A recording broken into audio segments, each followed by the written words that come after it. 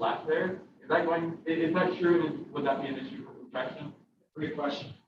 That is exactly a significant factor to the question we were just asked. So when we are at a point where we can really study these fields behind us as we go into this work, we're going to get a feel for soil quality, right? And Ron, you might be better speaking of that than me for specific details, but we need to go down there and see. There might very well be other things that will require us to, remove the soil and replace it. We know it's going to be right. We don't know until we look now.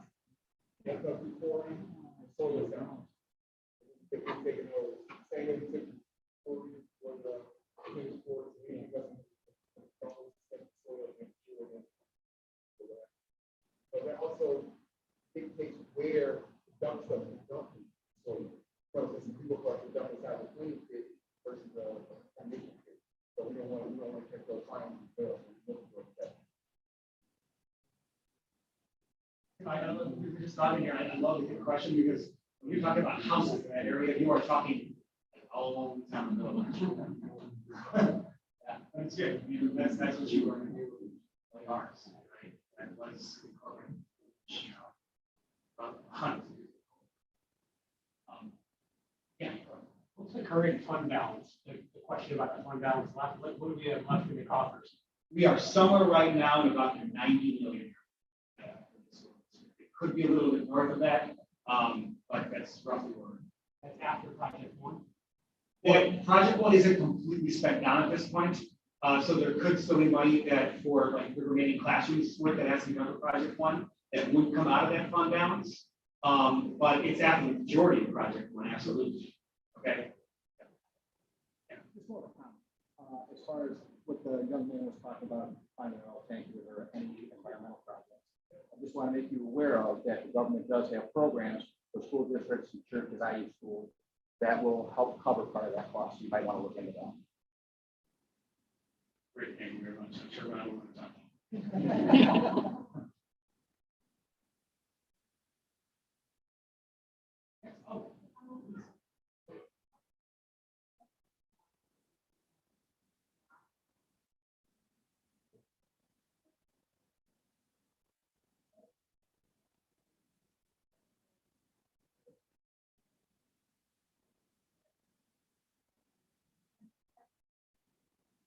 Yeah, I can't speak to it from a perspective of I have lived it. I heard the concerns like firsthand during the moment that the concerns were raised.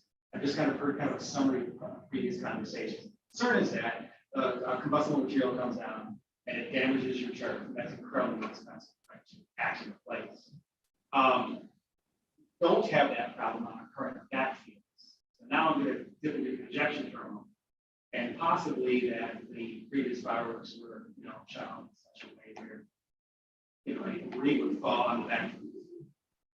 And now she's going to say my projection. So the fireworks were all set up in the baseball field grass area. So Matt Bomber would come in and they would set them up with all the explosives. And the reason that they did that is so when they exploded, they were exploding on the grass area. And then we had the firefighters up on top of the roof because again, we didn't want any ambers to set anything off.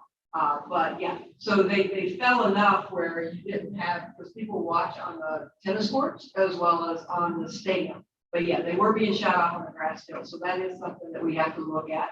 And the laser light show is something that has been discussed. And that was being discussed not only from a air quality standpoint, a noise standpoint, a congestion standpoint. So there was a lot that came through with that.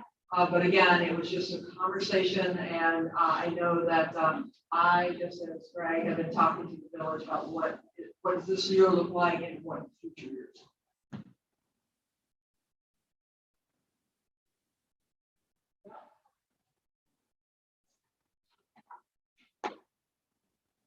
Well, thank you all for coming out very much. Yeah. And if you have any questions, we'll be talking about this in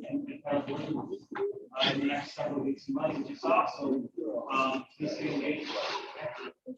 Thanks, everybody.